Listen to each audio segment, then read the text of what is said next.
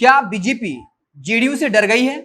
लगातार जेडीयू एक के बाद एक सियासी दांव खेले जा रही है, जिसके बाद से बीजेपी बैकफुट पर है। आपने कई ऐसे उदाहरण देखे होंगे।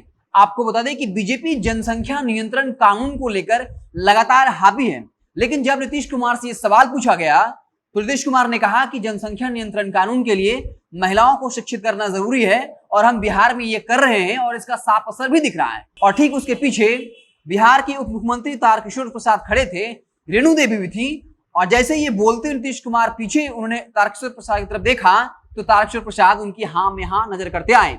ठीक पिछले दिनों जब नीतीश कुमार ने एनडीए के अंदर कोऑर्डिनेशन कमेटी की मांग की, तब तारकिशोर प्रसाद भी हामी भरते नजर आए। तो इसको लेकर लगता है कि क्या बीजेपी वाकई में जेडीयू से डर गई है?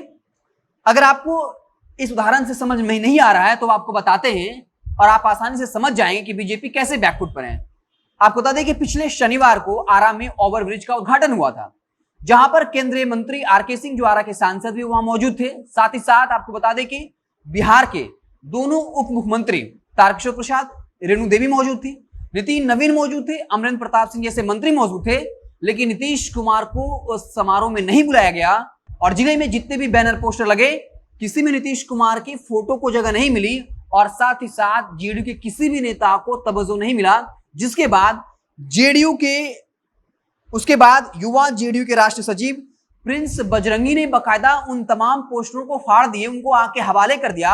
और जहां यह कार्यक्रम हो रहा था उससे ठीक कुछ दूरी पर युवा जेडीयू के राष्ट्रीय सचिव प्रिंस बजरंगी ने कुछ कार्यकर्ताओं के साथ मिलकर आरके सिंह सहित तमाम बीजेपी के बड़े नेताओं के बैनर को फाड़ दिया, उसे आग के हवाले कर दिया और बीजेपी नेताओं के मुर्दाबाद के नारे लगाए।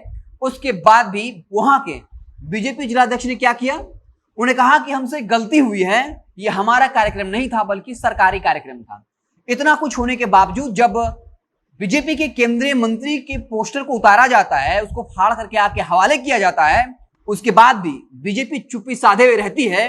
अब इससे बड़ा उदाहरण आपको क्या दिया जा सकता है यह साबित करने के लिए कि बीजेपी अब कहीं ना कहीं बैकफुट पर है। जिस तरीके से लगातार जेडीयू एक के बाद एक सियासी दांव खेल रही है, उससे बीजेपी कहीं ना कहीं डरी हुई है, सहमी हुई है। और पिछले दिनों नीतीश कुमार लगातार तेजस्वी यादव के साथ अपनी नजदीकियां बढ़ा रहे हैं, जो कैमरे के सामने साफ तौर पर दिख रहा है। इसको लेकर भी बीजेपी को डर है कि अगर बिहार में सत्ता उनके हाथ से जाती है तो उत्तर प्रदेश में विधानसभा चुनाव होने हैं और साथ ही साथ नरेंद्र मोदी का भी जो लोकप्रियता का ग्राफ है वो गिरता जा रहा है, जिसके बाद कहीं ना कहीं बीजेपी की परेशानी बढ़ सकती है। तो ये साफ तौर पे अब देखा जा सकता है कि नीतीश कुमार बीजेपी पर दबाव बनाने में कहीं ना कहीं सफल हो गए, क्योंकि पिछले दिनों अलग अलग बीजेपी के मंत्री नीतीश कुमार पर लगातार हमला कर रहे थे और कह रहे थे कि नीतीश कुमार हमारे दया भाव पर मुख्यमंत्री बने हैं।